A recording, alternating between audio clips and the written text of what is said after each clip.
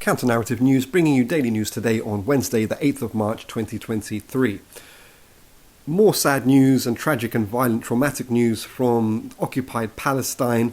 The Israeli army, the army of the white supremacist colonial settler state, has raided the refugee camp Jenin in occupied West Bank once again, martyring 6 Palestinians in the process. Israel alleges that one of those who have killed, one of those who they've martyred, is responsible for the attack which resulted in the killing of the 2 Israeli settlers. Of course, the settlements in the West Bank are illegal under international law, and the Palestinians have a right to resist the colonial project there. So far this year, Israel has killed some 68 Palestinians, and 14 Israelis have so far been killed by the Palestinian resistance. This discrepancy of numbers reflects the totally different capacity between one hand on the colonial regime, which has leading superpower states, not least China, Russia, all Western leading states supporting them politically, militarily, diplomatically, and then the Palestinians, who have next to no support really and make do with small arms. Unlike 20 years ago during the Second Al-Aqsa Intifada, there is no insurrectionary mass protest in regional cities, which we saw back then, which would at least give some moral solidarity and support to the Palestinians and adds on pressure to the regional states to come to the defense of the Palestinians. Today, that is absent. So really, the colonial regime is pretty much free to do as it wishes, and it is exactly doing that. It's creating more splits and tensions and divisions within the settler community of Israeli citizens, but it seems that they're going to continue their violent colonial onslaughts. In situations, just a contrast between the situation in Britain and France when it comes to general popular grassroots radical leftist movements around the issue of trade unions. Now, the RMT, which is the Railway Maritime Transport Union, has again cancelled a whole bunch of planned strikes that it announced yesterday, not because it has a better pay offer from the employers, the railway delivery group in the form of, but it's just some slightly different details. It's nothing at all to do with the initial demands that's informing the number of strikes. The FBU, the Fire Brigades Union, has basically sold out on a less than inflation pay deal. The UCU, the College and University Union, is also selling out and cancelling strikes. And it just seems it's just a very depressing state of affairs. The strike wave, so-called, which really lost its momentum by last autumn as the RMT cancelled strikes for the monarchy and then for the British Legion, lost its momentum. It's caused demoralization, acrimony, division, and upset. You can see the members of the trade unions very upset and beside themselves with the lack of real leadership. Then on the other hand, you have France, which again is on another spate of resistance in the streets against the authorities and against riot police in defense of their pension rights, in which the government is trying to attack to raise the pension age from 64 to 68.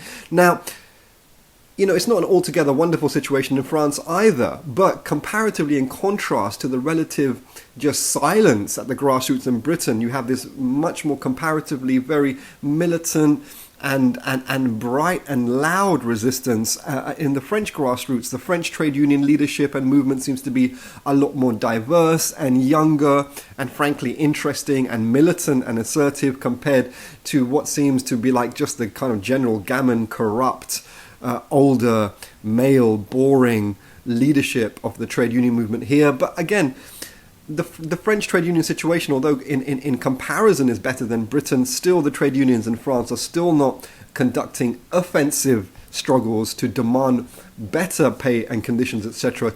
They are not striking to defend migrant workers and those in the precarious gig economy and people in agency work, etc. They're not doing that. So there's still some major challenges, and when it comes to the far right movements, they're very powerful and popular in France and continue to be so. And and it has some manifestations in government as well. And in Britain, we have a far-right regime here with the far-right Tories.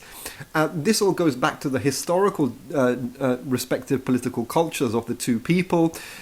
England's revolution of the 17th century basically has a class collaborationist compromise with the feudal aristocracy by the rising petty bourgeois and bourgeois capitalist forces, whereas France chopped the head of the monarchy and continued to radicalize after 1789 of the French Revolution into the 1790s. So there's a totally different political culture, but the issues of coloniality, colonialism, and racism are quite similar in both states' regards as well. Finally, it's March the 8th. It's the annual International Women's Day.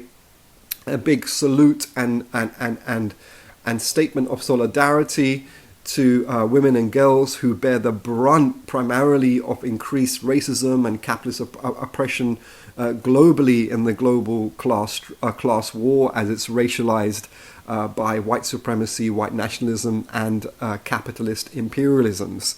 We would really recommend a book by Silvia Federici called Caliban, about the witch hunts in the Middle Ages in Europe. It's a very interesting analysis, because what she shows, and this book really also complements Cedric Robinson's Black Marxism, his chapters on the development of racialized capitalism in the emerging capitalist colonial states in Europe.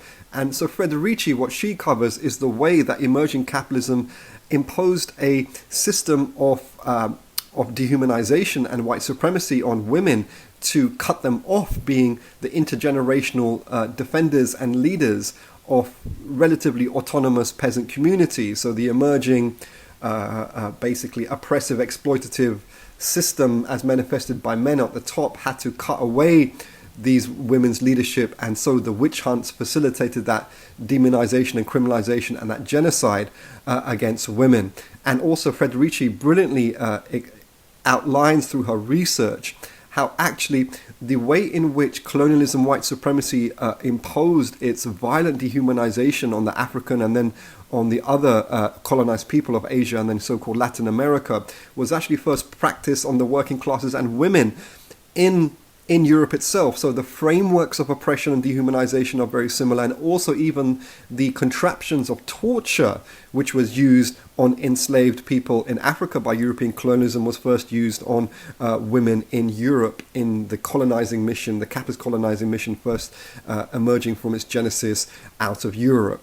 So very interesting things there. Of course, there's an endless wealth of revolutionary literature as it pertains to women's oppression and women's liberation, and we encourage people to engage with that. Many thanks for listening to Counter Narrative News. Please do encourage your friends and your contacts to subscribe to our YouTube channel and to follow us at counter_CNN on Twitter.